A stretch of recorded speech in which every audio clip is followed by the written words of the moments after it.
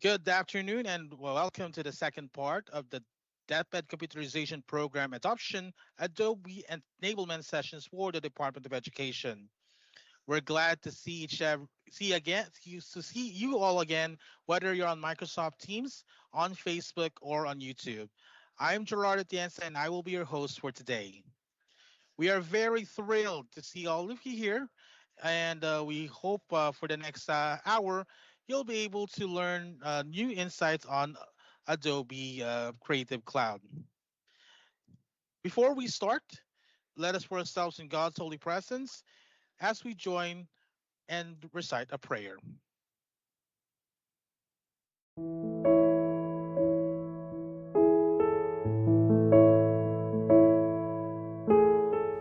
O God, the creator of the heavens and the universe, you are worthy of our praises.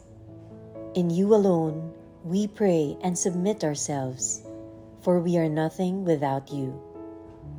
We humbly ask for your forgiveness and mercy.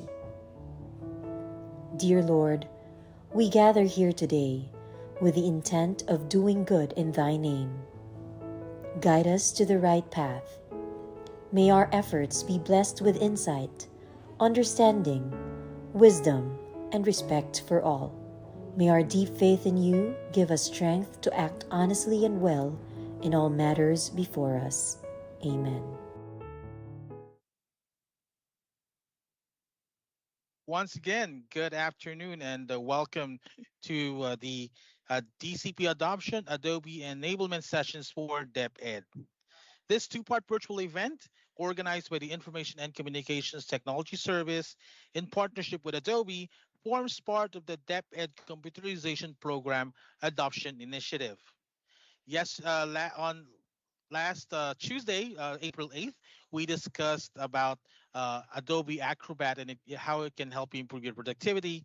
Today's session, on the other hand, is titled DepEd Adobe and Unleashing Creativity with AI, latest innovations in Photoshop, Illustrator, and InDesign. We will explore how Adobe's latest AI powered tools are transforming creative workflows for teachers and learners.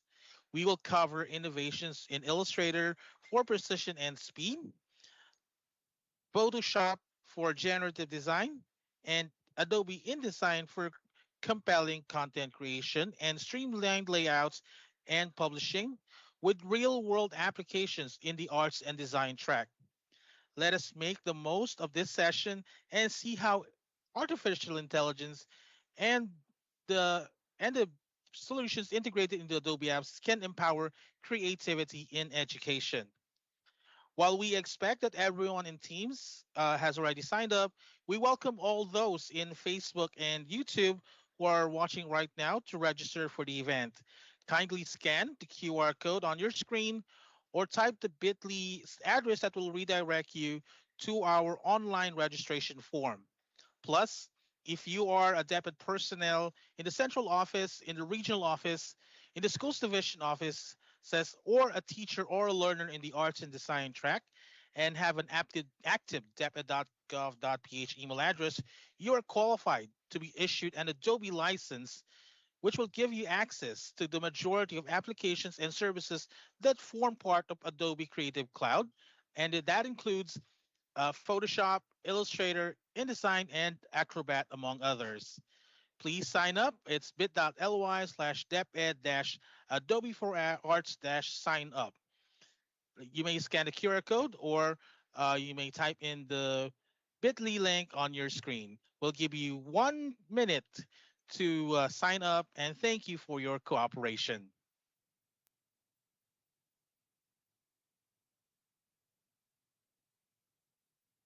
So while we're at it, again, just a few reminders. We will this is going to be a requirement for everyone, and please sign up using your DepEd email address because once we will be harvesting your email address, and once you signed up using your DepEd email address, you may get the chance to be issued an Adobe license. So most DepEd employees, particularly in the central office, in the region and the division offices will be given an Adobe license that will be linked to your debit.gov.ph account. So once again, it's bit.ly/debit-adobe 4arch-sign up. You can click it. You can scan the QR code or type in the URL on your browser. With that, we shall now proceed with the session proper. Joining us all the way from India and Singapore, we have our partners from Adobe to discuss and show us how we can make our work easier using Photoshop, InDesign, and Illustrator. Joining us today, please welcome from India, our Miss Divya Mittal, and from Singapore, Mr. Albert Go. Miss Divya, Sir Albert, take it away. Thank you, Sir Gerald. Hello, everyone. Good afternoon. I hope you are doing well.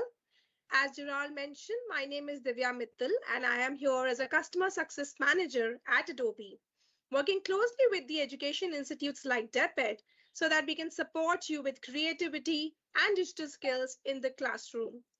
As Sir just mentioned, we all are excited to welcome you all to today's session on unleashing creativity with the latest innovation in Photoshop, Illustrator, and InDesign. So today we will be exploring about how we can provide you the Adobe's AI-powered features and how it can help both the educators and the learners who can create faster, smarter, and more professionally, whether it's through design in Illustrator, Photoshop, or seamlessly publishing in InDesign. And later on, we will wrap up with quick Q&A so that we can share some practical tips and insights. So with that, I'm happy to hand it over to our presenter today, Albert, to walk us through the latest product innovations. Albert, over to you. Thank you very much, Divya, and a huge good afternoon to everyone who's dialing in. Thank you so much for taking your afternoon off to listen to us, and a huge thanks to DEPED for having Adobe here for inviting us to do this session for all of you. So my name is Albert Goh. I am the Senior Solutions Consultant based in Singapore, and I am really a product expert for the Creative Cloud suite of applications. Let me go ahead and share my screen, right? And I would like to start off by sharing with everyone, what is Adobe's approach and point of view in as far as digital literacy is concerned, creativity is concerned. Just in the words of our CEO, he says that he really believes that students today who don't have access to educational resources, the technology and digital literacy skills, will be disadvantaged for the rest of their lives. And this is where, we come on very, very strongly. We believe that creativity and digital literacy, belongs in the hands of all students equally. Okay.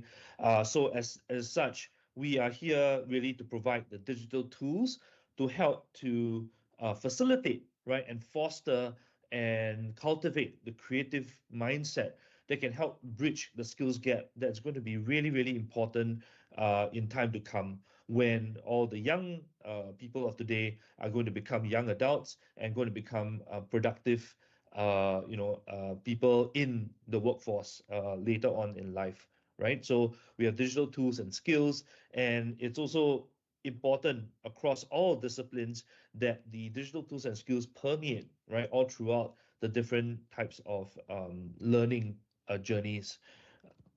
So here is just a snapshot of some of the applications that are available, right, in the Adobe Creative Cloud family of applications.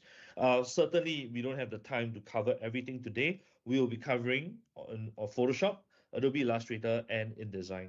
Okay, but the range of applications stretches from presentations, reports, documents, and collaboration, all the way through to video production and effects, right? And of course, imagery in the form of advanced photography and of course graphic design. But it's not just about the applications themselves, right? What is the buzzword today is of course generative AI. Now it poses a new challenge, right, in the education sector, and it's here to stay. So I think it's important that all of us have the common mindset for the future of the students to navigate and embrace the disruption that generative AI is going to create in the market. But from Adobe's standpoint, it's not about, oh, should we use generative AI or should we rely on the tools that we have? But rather, it's all about combining the powerful capabilities that generative AI offers together with the powerful capabilities that we have already built into our Creative Cloud suite of solutions like Photoshop, Illustrator, and InDesign. And today's focus of the presentation is really about that. How generative AI is permeating into all these different applications and how the students and the teachers can harness these capabilities within Photoshop, Illustrator, and InDesign. Okay, so it also offers an opportunity, right, in the education sector to incorporate new forms of literacy into a curriculum that will help students thrive in an AI world. Also to introduce more experiential learning opportunities. And generative AI is something new, not just to students, but also to teachers. And so you can see that there's this element of lifelong learning, and it brings in an increased emphasis on this, right? As you can see, the code below is that over in the next 10 years, about 1 billion jobs are set to be transformed by AI technology, right? So with that, without further ado, let us go in and start to explore how generative AI can be harnessed in the Creative Cloud suite of solutions. And to do that, I would like to first move on to Photoshop. So I'm going to go into Photoshop here. So Photoshop is really the application that is a specialist in um, imagery, in photography, right? What I have here is an image of a capybara, right? This could be used perhaps in a lesson for the K-12 students to learn about animals and anything like that. So what I would like to do, of course, is I'd like to show you how you can use generative AI in Photoshop itself, right? So let's presume that we have this animal, and this is a photograph that's been placed right over here. It's a photograph that's been taken by a professional photographer. If I wanted to use generative AI to say change the environment, what I can do is I can use one of Photoshop's really advanced selection tools like select subject, right? And this is AI driven. So you can see that straight away, when I do select subject, it is able to detect the subject within the image and select it straight away. Now, what I'm going to do now is I'm going to reverse the selection so that instead of the capybara or the animal being selected, I'm selecting everything else in the background, right? And from here, I'm going to go into generative fill, right? And I'm going to say a thick, right, jungle, forest, with a shallow stream uh, nearby, something like this, right? So I can just type in a description of what kind of environment I would like to see, and then I'm going to click generate. So when I click generate, what Photoshop is going to do, it's going to connect, right, with the Firefly engine in the cloud, and it's going to now, try to generate three possible uh, kind of three possible backgrounds for me. So it can be somewhere here, here, here, or here, right? So you can see that over here, this is a great background. If I don't like the backgrounds that have been generated, what I can do is I can just click generate again one more time. So this is not bad over here, like this. You can see that I've kind of changed the entire kind of you know mood and feel of this particular picture itself. Now I'm going to now zoom out, and the other ways in which we can use generative AI, right, is to use, let's say, for example, if I want this particular picture to be in a jungle, but I want to see more of the jungle, then what I can do is I can use the expansion tool over here, and then just say, okay, you know what? I'm going to now expand this like this way, maybe somewhere around here, right, like this. And what happens is I'm going to get a bunch of empty space. But what I can do over here is I can say, you know what? I would like to use generative expand, and then just click yes, okay. So it's going to now take a few seconds again to generate more of the background and integrate right, the generation seamlessly into what we already have in the center of the image itself. There we go. So now we have this particular image over here like this, and I can decide whether I want the first iteration, the second iteration, or the third one, right, over here like this. Okay, so this is a pretty good one. I like the first one. I'm going to keep on with that. Okay, so this is essentially how generative AI can be used. There is generative fill, and then there's generative, expand. You can change the backgrounds and really recreate pictures into a different context.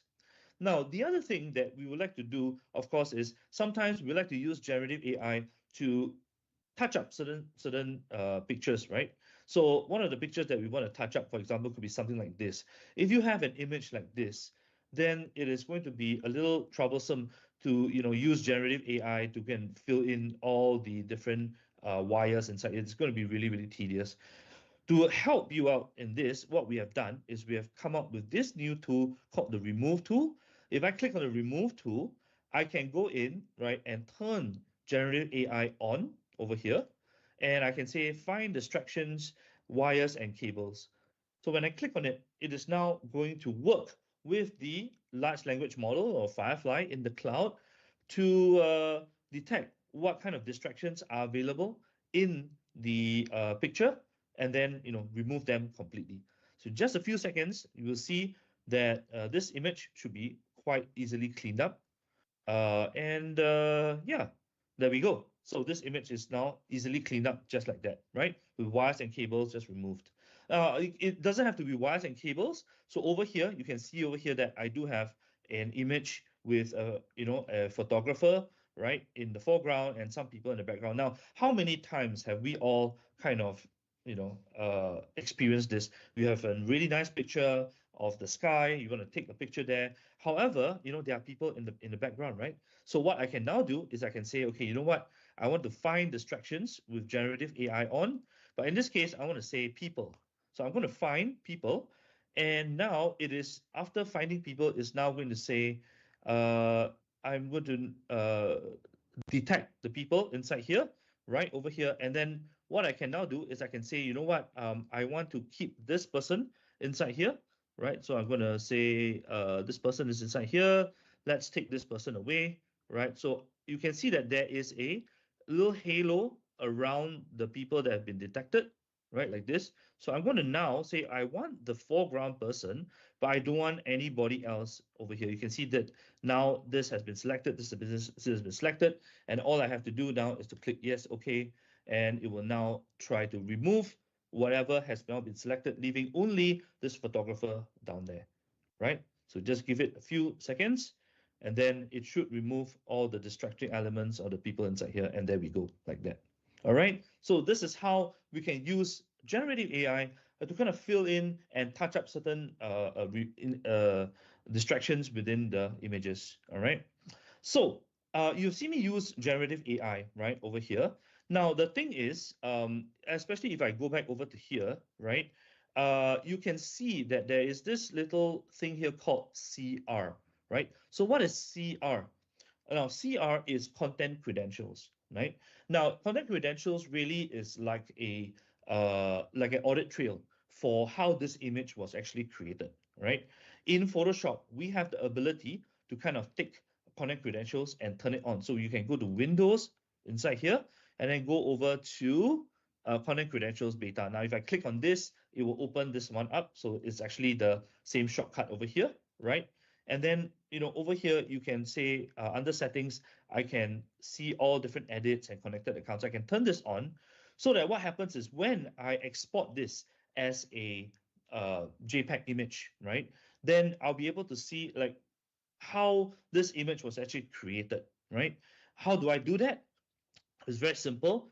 All I have to do is to go to this site called contentcredentials.org/verify. And from here, I can drag and drop a file from my device, right?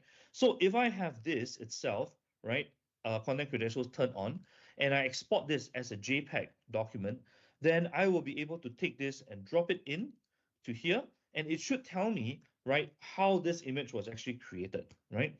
Every single image from generated from Firefly, every single image that has been, for which content credentials has been enabled in Photoshop will have this. And I do encourage for teachers, right, who are worried that their students could be using, generative AI to cheat in their homework or to do a shortcut, to turn on content credentials in Photoshop so that there's transparency, right? And the way this will work is I can select a file from my device. I'm going to go inside to over here. Let's go inside here itself. And then I have actually created one. I have a simple image over here. This is an image that is somewhere here. Now it was created in Firefly, so this is the image. It was generated in Firefly. I'm going to open this over here, and then once I do that, you can see that the process will detect that this was actually issued by Adobe because there is a generated image, and it says this was actually Adobe Firefly was actually used to create this particular image from scratch, right? Now, if I have a more complicated image like this one, it will probably say that, oh, this image was created by a photographer, and then generative AI was used to create the background itself. Okay, so that is content credentials itself, and a really, really good way for introducing transparency in the teaching process. Now, just a few tools in Photoshop itself.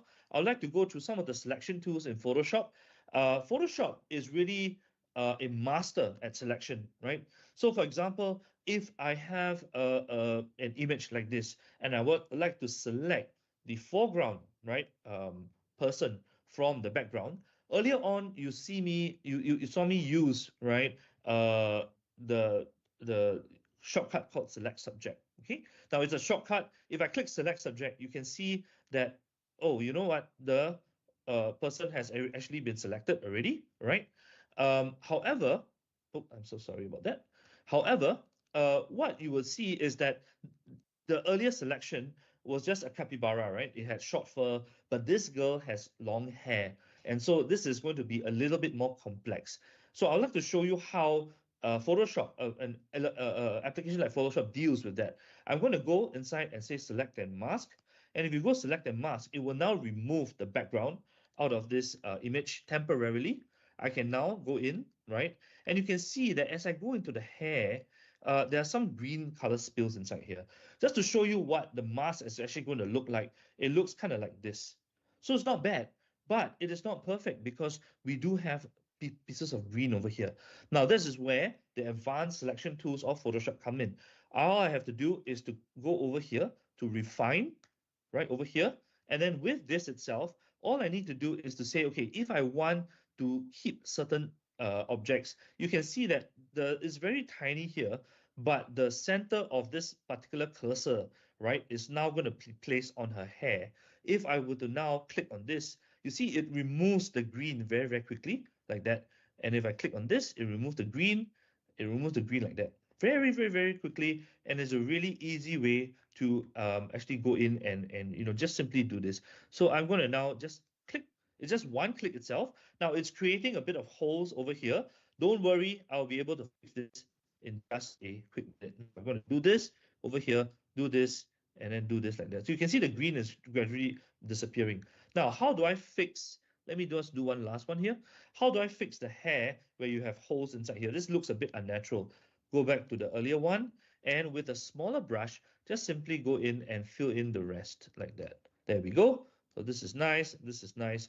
And we have this very, very nicely. And if I go in and now look at this now, you can see that now I have, I can go in and fill certain holes inside here if there are any holes. But I think this is quite a nice selection.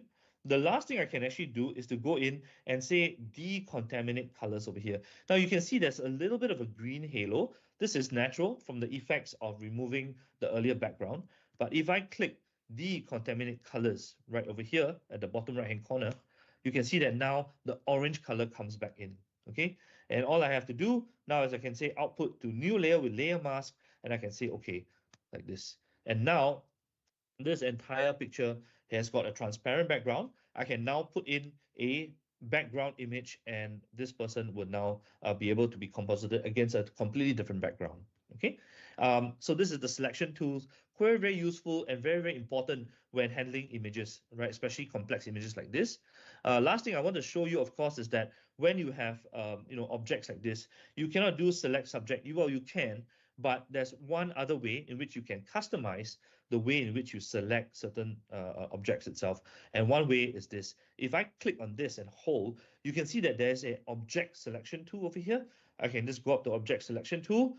And then with this, you can see that it is able to use AI to detect what the objects are, right? Over here, right? Over here, here, as well as here.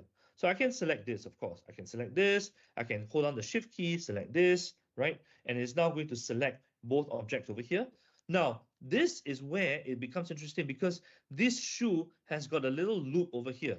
If I click, hold on the shift key and click on this, when it selects the shoe, it's going to select only the strap, but leaving a hole inside here, right? Like this. So I can do something like this as well, like select this right over here. And then with this, I can now maybe say, inverse the selection over here like that, right? So I can inverse the selection and then from there, maybe just hit the delete key. I can use content aware. I can just say, maybe I can do this and just simply delete the background like that. Very simple. And now I have a simple plain background just like that.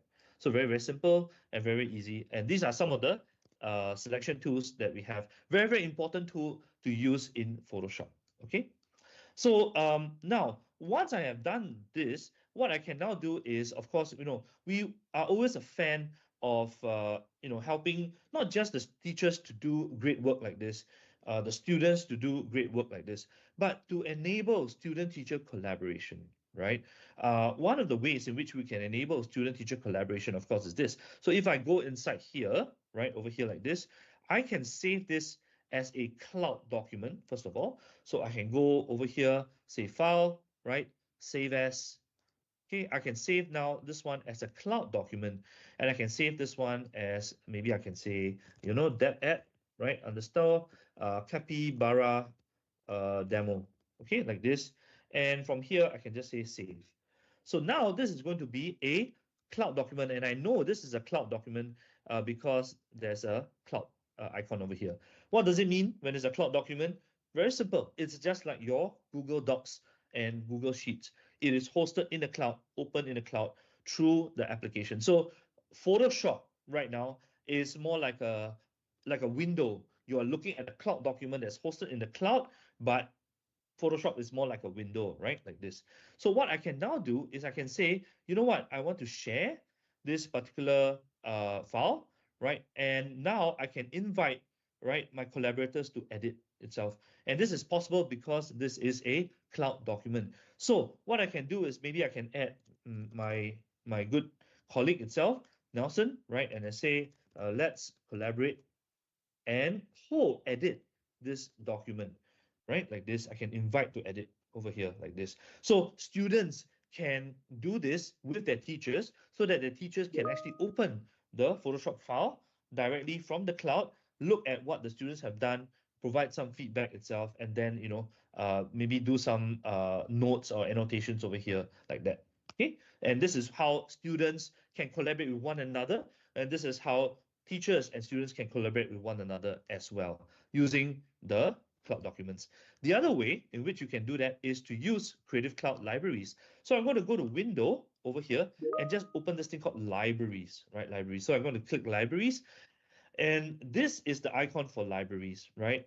Now I'm going to go outside of libraries. I'm going to search for a library called edu, right? I have education library inside here, and then you can see that I have different educational kind of logos. I have different designs over here like this, right? And I can use any one of these logos and designs as well, right? So if I wanted to go in and say put a simple logo inside here, all I have to do is to take this and drag it out, for example, and place the logo, and then just place it somewhere here like that, right? And maybe this could be something like a net geographic kind of style, kind of photograph with its branding inside here as well, right? And there are different things that I can do as well. I can place different photographs. I can place different types of pictures inside. You can see this original capybara was also inside here, right? If I want to add this entire image back inside here, I can just simply click this one, and then I can say, you know what, let's select this itself. Let's go in, right, and select all this. I'm going to now create a kind of layer right over here. I can select this and just say add this in as a graphic. And there we go. So I can add this entire thing in as a graphic with all the logos and everything. And then the good thing is this becomes a central repository, right, for students and teachers to share. So it's almost like a repository of assets. It can be images, it can be colors, it can be text and fonts and everything. And while this is loading inside here, what I can also do is to now take this education library and then click on the plus icon over here. I can now share this library with all my fellow collaborators, right? You can see that actually this library belongs to Nelson, who has shared it with me, and I've actually he has already shared it with me with permissions to edit this particular library, which is why I was able to add the image inside to the library, right? It's also shared to other people. Then you can add an entire team inside here or an entire class. So what could actually happen is the teacher could actually add or create a library directly from the Creative Cloud desktop app in the over here, right? So this is the Creative Cloud desktop app. You can create a brand new library and then share it with all the different students. And when the students open Photoshop or whatever, they can just go in and start to add images inside here. You can see that this image has now been added inside here. And once this image has been added inside here, everyone will be able to see. And this is the basis upon which you can collaborate. So two ways of collaborating. One is co-editing, and the other one, of course, is using the libraries to share assets with one another. Okay. Now let's move on to the other application, which is Adobe Illustrator. Now everything that I've talked about in Photoshop, when we talk about the collaboration features like cloud documents, and also talking about using libraries to collaborate. Everything that we've talked about applies into most of the Adobe, if not all of the Adobe Creative Cloud applications, such as Illustrator, InDesign, Photoshop, Premiere Pro, After Effects, and all the rest as well. As you can see over here, you will see that this library itself looks very familiar, right? This is the library that we were just using just earlier. And the library is actually hosted in the cloud. So again, the library panel is really like a window to an asset repository that's hosted in the cloud. Very much like the way Photoshop is a window when you are trying to view cloud documents that have been hosted in the cloud. So in the same way, right? Okay, so I can actually add different things inside here, and I'll show you how that will be done in just a minute. But right now, what I'd like to do is to show you how Adobe Illustrator also has generative AI Firefly capabilities as well. So over here, I have a blank canvas. What I'm going to do is I'm going to just simply create a placeholder over here like this. I'm going to simply create a simple placeholder. And once I've done this, you can see that there's a generate vectors beta over here. I can click on generate vectors, and it'll ask me what kind of text prompt I would like to add in. Okay, so I can now click on this. Before I type anything, I would like to click on this. This is almost like a settings kind of panel. So it's asking me like what kind of subject would you like to add in? Would you like to create an entire scene made up of vectors? Would you like to create a subject, or would you like to create an icon, for example? So I'm going to do two. Let's do a subject and then just do an icon. I can do a subject inside here like this with kind of a medium level of detail. So the details over here has a slider that you can check. And then I'm going to say over here, I can say a kindergarten with a kindergarten compound with several kids playing in a playground. Something like this, and then I'm going to click generate, right, like that. Now I can generate different types. They've got different styles, and effects, and then this is where I can have the full kind of settings where I can say if there's style reference, the effects, color and tone, or if there's anything that I like, to use as a reference. So I'm not going to do any of that complicated stuff. I'm just going to type in this and just show you how this particular thing can work. In this case, because it's a kindergarten compound, I'm going to change this to a scene like this, right? I'm going to say, yeah, let's give it this amount of detail and click generate. So it's now going to generate for me a scene made up of editable vectors. Okay. So for anybody on the call who's not clear about what vectors are basically for illustration purposes. They are essentially like cartoon images like this. This is a cartoon image, right? And the reason why we create vectors is because these vectors are usually used for designing logos, for designing mobile app icons, or even website icons. And the good thing about vectors is they can be scaled up in infinitely to infinite proportions. So you can actually have, for example, a logo, right, or an icon that you would create, and this logo and icon can be used on something as small as a mobile phone application screen, or it can be used on something as big as a billboard advertisement. And that is the beauty of vectors, right? I'll show you a little bit about what vectors actually mean. So I have three outputs over here. I can have one here, and one here, right? Like this. So I kind of like this one over here. Now, if I zoom in, I can show you that vectors are here. They're all made up of different points, right? Like this. And if I wanted to go in and select a certain vector, I can now select the vector like this. I can select this, and this is actually a vector itself. It's like shapes, right? They are kind of made up of shapes, right? And they are all editable. They're all editable in all its individual kind of shapes. It to create something like this using Illustrator would have probably taken something like maybe, I don't know, 2 days, but it took only just a few minutes, right? Because you're able to ideate, right? Something like this really, really fast. Okay. And so this is vectors. Now, let me show you how this can be useful itself. Let me just create another, right? Somewhere over here. I'm going to take this and just make it white. So from here, I can say, let's generate vectors again one more time. Now, this time, what I'd like to do is I'd like to generate an icon, right?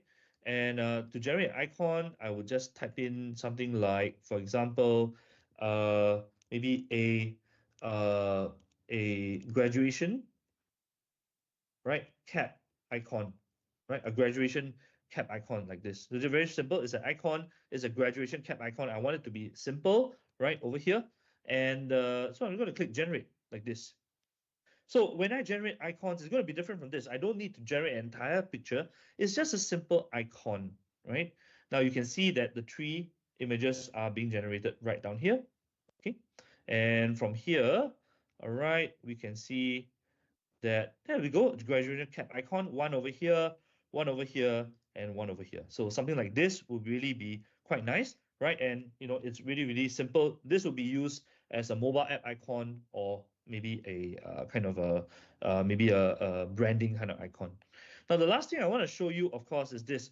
Now, we have made this we have made Illustrator smarter and smarter, right? And Firefly smarter and smarter. So what happens is, if I click on this, okay, everyone knows what this is, right? This is a shape of a bird, essentially. And the shape of a bird is like this. So I can take this right over here. And if I were to do something like this, you can see that there's a rectangle over here. There is basically this shape over here like this. And it's made up of all these different points, right? So if I do this, you can see all the different points that it's made up of. All right.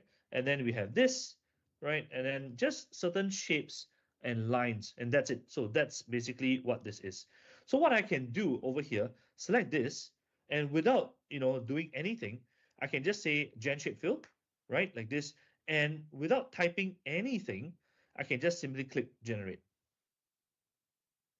Like this, right? So when I click Generate, what's going to happen now is that it's now going to study the shape and realize that, oh, this is a bird.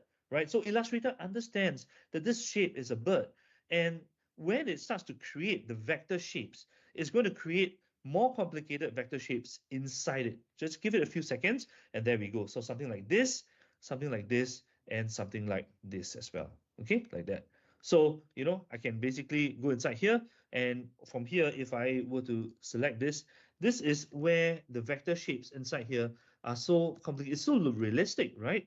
I can basically go in and select this vector shape. I can go in and, say, let me just go here, select, right? Go inside here, select this one, and then just simply take this one out. And this is the vector shape that's actually been created. Okay. All right. So this is essentially how generative AI can be used. And last but not least, of course, I can now select this particular layer itself. I can go inside here, select this particular thing, and then go in to properties and say I would like to recolor. Okay, so recolor vector, and I can say, hey, you know what? I would like the summer breeze fresh summer breeze. So I'm just typing in a phrase that has some connotation, fresh summer breeze. I'm going to click generate, and what it is going to do is not going to tell me, oh, if you want a color theme that suggests fresh summer breeze, I can do something like this. I can do something like this, for example, or do something like this. And you can see that there are different color combinations that I can create out of this, right? So this is generative recolor. Okay. Now, the last thing actually I want to talk about is, of course, this. Now, some of the tools that I've created that we have, introduced into Adobe Illustrator, it's quite, kind of complex. And sometimes you have merchandise maybe that you want to, kind of showcase, right? And you have an image over here. You have the DepEd vector art over here. So this is a DepEd vector logo. If I were to go in and click on this, you can see that this is actually its own vector logo inside here. So we have, for example, the D right over here.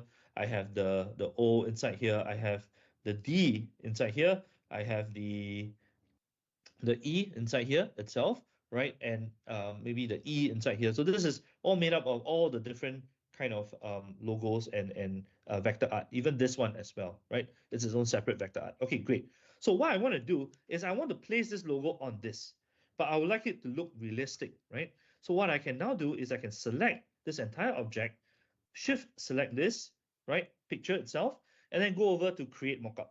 There we go. So when I go over to create mockup, what it will do is it will use its artificial intelligence to say, oh, you want to create mockup? Okay, I'm now going to place this logo onto this bag. And when it places the logo onto the bag, it will do something like this. So check it out. It recognizes the shape of the bag, right? Like this. Okay. Now what I'm going to do is I'm going to make this a little bit smaller, like that, right? And then if I want to place the logo here, I can do it. If I instead want to place the logo somewhere here, I can do that as well. I can even kind of rotate this, and then take this and bring it in a bit like that. So this is really great, right? If you want to just create simple imagery with the logos inside here, you can do so really, really quickly. And there we go. It's done. All right. So this is finished done. All right. And it is really, it looks as if this logo has actually been printed on top. And here's some of the really, really imaginative and advanced tools that we have inside here. All right. Now, the next thing and the last thing I want to show you, of course, is this new. It's not new, but it's a really quick tool that I feel has been quite overlooked in the market, and this is called the Shaper tool, right? So the Shaper tool over here. Let's close this window over here, and let's open this particular pigeon layer. So what I have over here is a simple rectangle, right? It's basically made up of shapes. And this is what I mean by using Illustrator for creating logos, for creating icons. So I have a simple shape, I have a round shape here, and another small one over here, here, here, and here.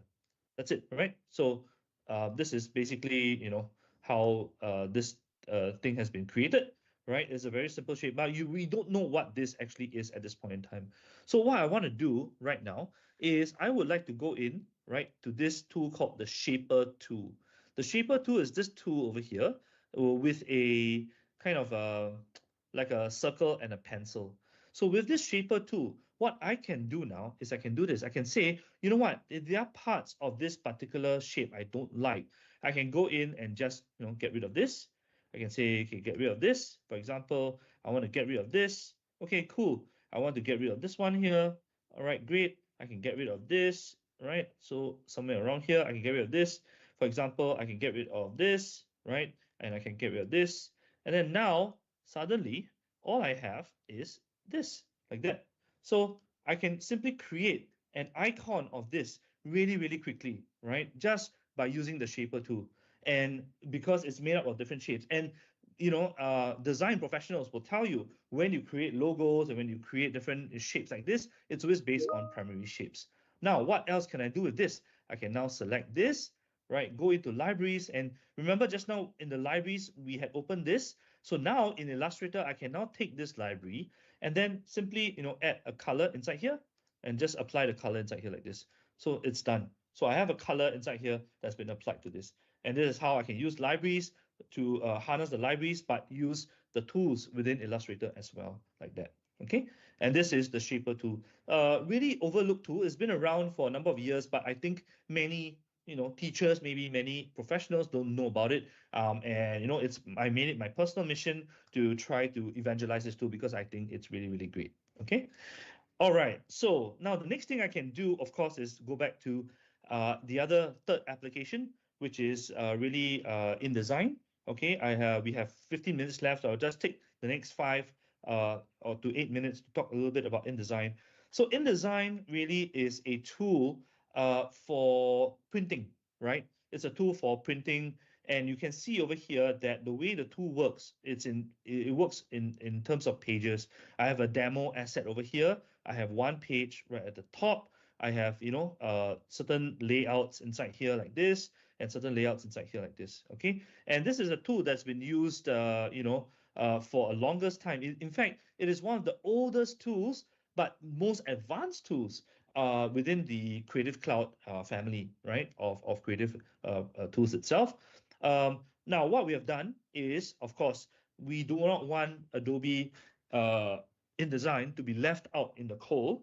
So what we have also done is introduce the power of generative AI into Adobe InDesign. Okay, so what I can now do over here is this. I'm going to now, usually what happens is when you're in InDesign, you're going to place different images into InDesign, right? So the way this works is like that. So let's say, for example, I want to place images inside here, right? What I can do is I can just go to File, Place, and then I can just go in and say, okay, you know what? I want to place images from here. I can place, let's see, where are my images? Final. Let's go, oh, not here. Let's go to Creative itself. I'm looking at the wrong folder. Let's go to InDesign and then start. Let's go to Graphics, right? And I have some assets inside here that I like to take. So for example, this asset, right? Some of these inside here. So if I want to place some of these assets inside here, I can do this by selecting all of them and open it, right? And then you can see that I have a place gun over here. So I can now, kind of just cycle through this, right? And I can say, okay, I want this one to be placed inside here, right? Place inside here like this. I can place this one inside here. I can place this one inside here. I can place this one inside here, and then cycle through, place this one inside here. For example, I can place this one inside here, right? And so on and so forth. Okay, so I can place different images into different things, and this is how InDesign usually works. So I can place images. You can see that I have some of these images inside here like that, right? Now, the other thing in InDesign, of course, we have introduced the power of generative AI. Okay, so I can now, this is called a container. What I've done is I've placed images inside containers earlier. And if I want to say, you know what, I would like an image over here to be the entire, I want this image to span the entire width of this entire page. So what I can do is I can say, you know what, I want this one to be all the way out. I'm going to just drag it all the way out here until I get to the edge. And then I would like this one to be all the way out here like this as well. Okay, so I can now do this. And now with this selected, I can now say, you know what, I want to go to text to image, window, text to image. I can click on this. Now, what happens is this one is now going to open up. I can just go inside text to image. Then I can say, you know what, I would like a modern, right? A modern, futuristic, environmentally green architectural building, right? Like this, and then just click generate. Okay, it's now going to generate this, and it's now going to try to place it inside this particular placeholder itself. Just give it a few seconds, right? So it works very much like Photoshop, okay, like this. And you can see that now it's placed this one inside here like that, right over here. Now, the other thing that I can do, of course, is this. I can go inside and say, oh, you know what? If I want to take this and extend it upwards to the end, right, and extend it downwards to the end so that I have a full kind of image itself, right? I can do so as well. And by the way, this is the first image that I've created. I can do a second image as well. I can do a third one as well, like this, okay, like that. All right. So let's stick on with this first one, right? And then from here, what I can do is, of course, with this itself, I can just say, you know what, I would like to do, let's take this and just stretch it over all the way to the top itself. And this is going to automatically change to generative expand. I'm going to take it all the way to the top, and I'm going to take it all the way to the bottom here, okay? And then just click generate. So it's now going to try to expand this image down and upwards, right? And so generative text to image and generative expand, both these capabilities, right? We no longer need to go back to Photoshop to do this and bring it back into InDesign, but this can be done really quite quickly and effortlessly directly in InDesign. We've brought everything inside, and that's the whole idea. Going back to the theme of what I kind of mentioning at the start of today's presentation, is that it's not about generative AI, or it's not about doing things from scratch, but it's about combining the powerful capabilities of both of them, right? And to have the best of both worlds. And that's what we have tried to do here in the Creative Cloud family itself. All right. One last tool that I thought I should just quickly show you over here is this. Now, over here, you can see over here that we have, let me just take this and close this panel, right, so that you can see it more clearly. Now you have some of the words, right, kind of, spilling over into the image itself. One of the things over here that, we really like to showcase over here is, let me try to select this particular image itself on the bottom. Give me 1 second. Okay, let's go inside here. Here we go. So I was looking for this gun.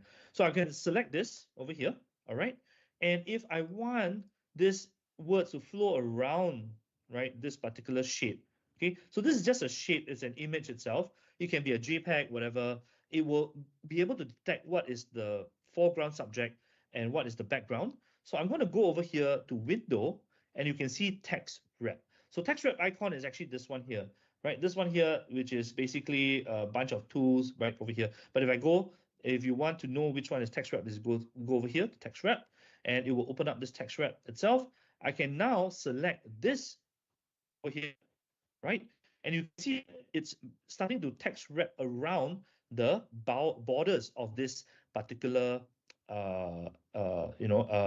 image itself. But I do not want it to text wrap around the borders here. What I would like it to do, right, is I would like to say, please detect edges. If I click detect edges, it's now going to detect edges. You can see now it's wrapping around this.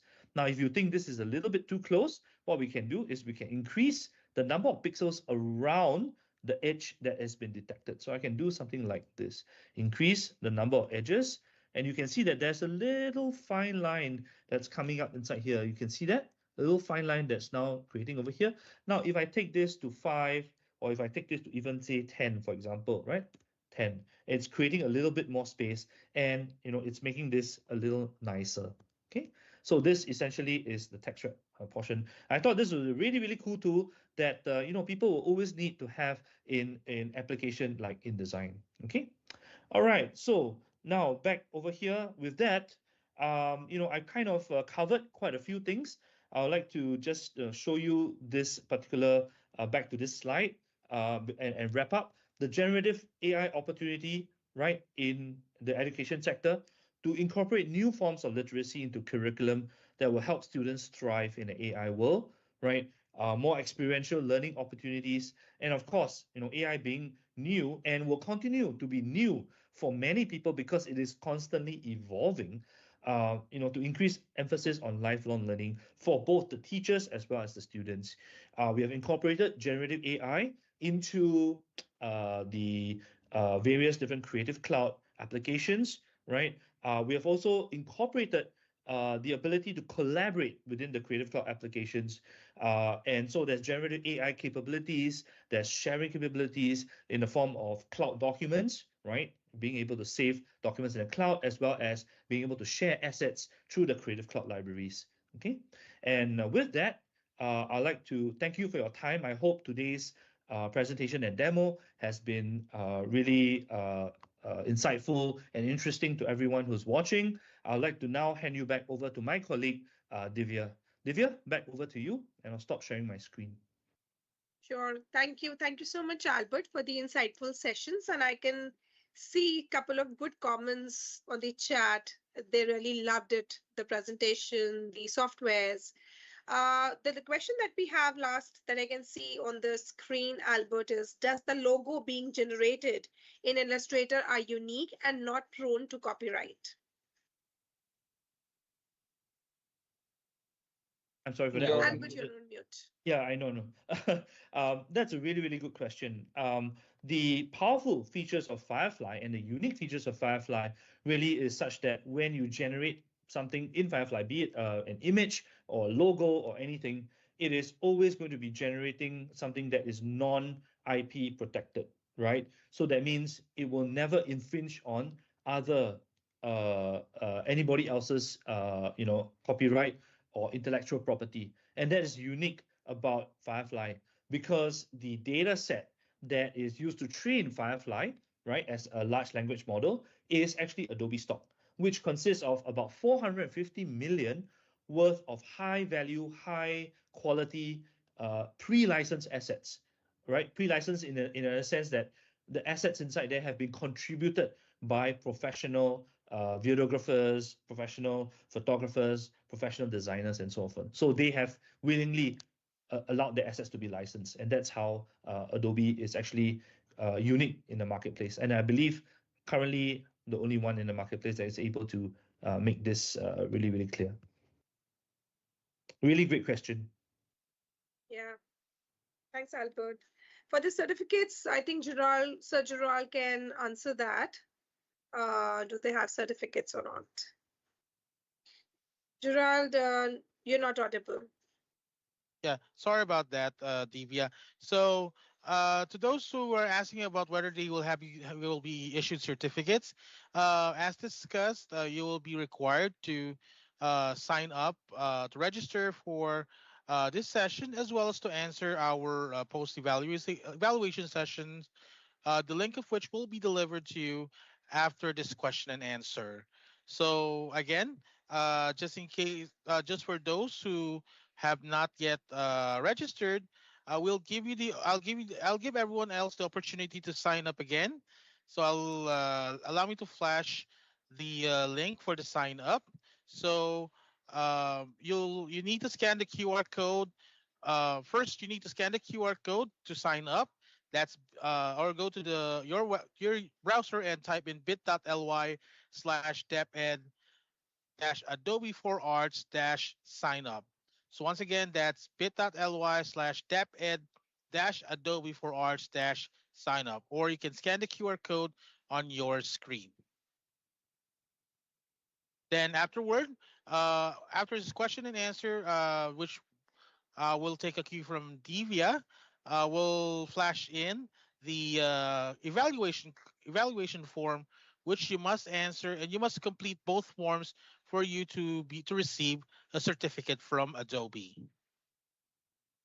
I hope that answers the question, Divya. Yes, Sir Gerald, thank you so much.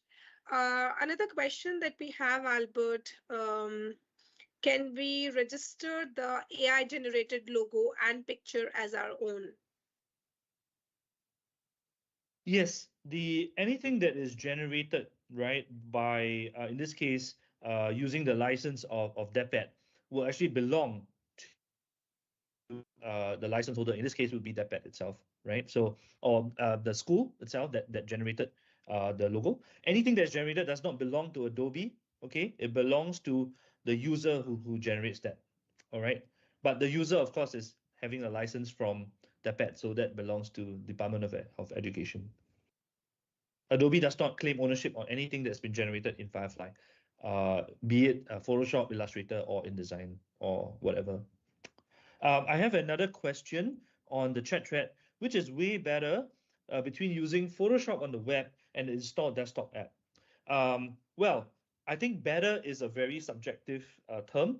I would say that Photoshop on the desktop is a lot more, has a lot more, kind of features and a lot more advanced tools. Okay, but the thing is, sometimes people choose to use Photoshop on the web because they could be outside. They could have a device that is maybe not as advanced in terms of the hardware specs to handle Photoshop, for example. And that's where, using Photoshop on the web, which by the way is accessed through a web browser, right?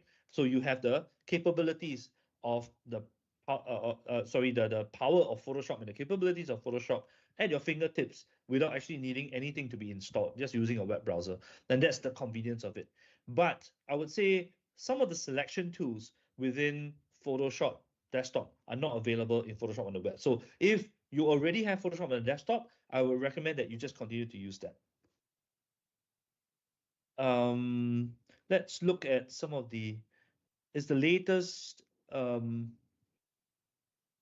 is the latest version of application of Adobe storage friendly on low specs or laptop? That would be where Photoshop on the web would actually come in. That's actually a really good question, a segue to using Photoshop on the web and the use case for using Photoshop on the web, right? So you have a light laptop that you're on the go, but you say, I have a cloud document, right? And another shout out to cloud documents. So using Photoshop on the web and having a cloud document, you are able to actually edit that cloud document using Photoshop on the web was on the go with a very low spec kind of laptop, right? That's one of the things that the use cases where Photoshop on the web comes in handy.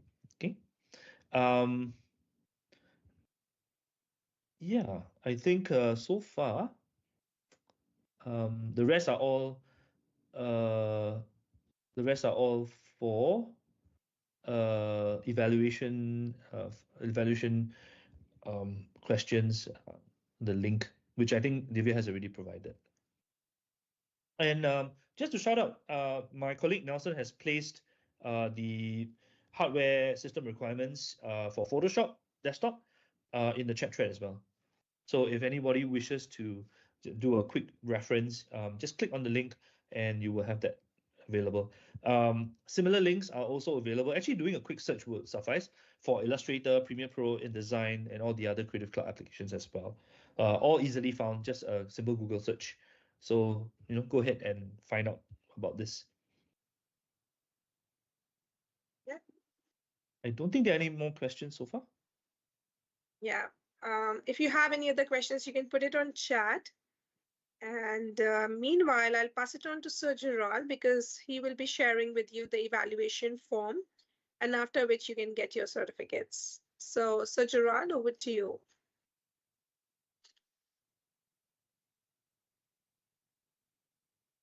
Sir Gerald, we can't hear you. I'm sorry, could you hear me? Yes. Hello, Ms. Divya. Yeah, perfect. Thank you so much, Ms. Divya and Sir Albert, for leading today's session. And we are very hopeful that our attendees have gathered significant takeaways from your discussion today. For all attendees, if you have additional questions that you think DepEd or Adobe should answer, feel free to raise them in the Teams chat or the Facebook or YouTube comment sections, and we will attempt them to address them at the after the event. So for now, we will ask everyone to watch out for future sessions where we will discuss other solutions from Adobe that can enhance your creativity workflow and make creating designs easier for you. Please join our Adobe Express and Firefly sessions that we will hold between the dates of April 22 and 25, 2025. So we'll be releasing a separate issuance and an announcement for those sessions. Please keep your lines open and keep yourselves updated. All right. Before we end today's session, to answer all most of our questions, that where is the evaluation form, we will be here's your evaluation form. Please complete this survey via the URL link below. That's bit.ly/, deped dash adobe 4arts dash post event, or you can scan the QR code flash on your screen. So that basically contains some questions on how our experts can improve their delivery of the session, and what other solutions you think we need to deliver to you pertaining to Adobe applications. So your response will mean a lot to us. At is we'll gather feedback on how we can improve future sessions like this one. We'll give everyone exactly 1 minute to uh, answer to scan the QR code or type in the survey URL, and we appreciate everyone for their cooperation. We'll flash this in 1 minute. Thank you.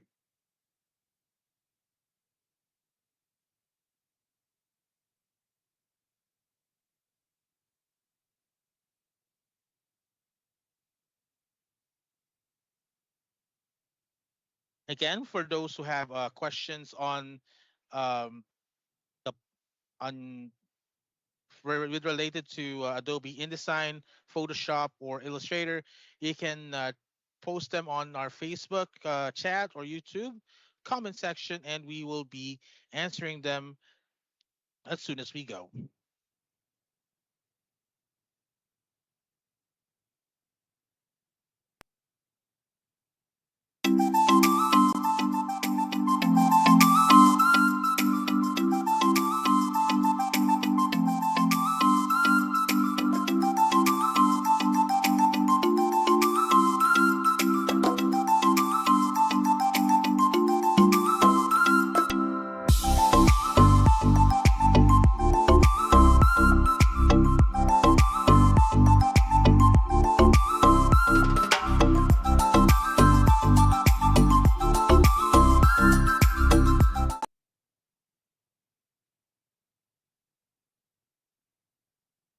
All right.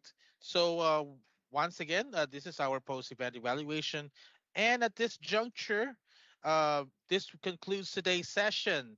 And to all of our attendees on Teams, Facebook, and YouTube, on behalf of the entire ICT service and our speakers, Ms. Divya Mittal and Mr. Albert Go from Adobe, we would like to say maraming salamat po for joining us in this webinar, and we look forward to seeing you in the next one. Once again, I'm your host for today, Gerard Atienza. Stay safe and enjoy the rest of your day. Maraming po salamat and magandang hapon po sa ating lahat. Thanks.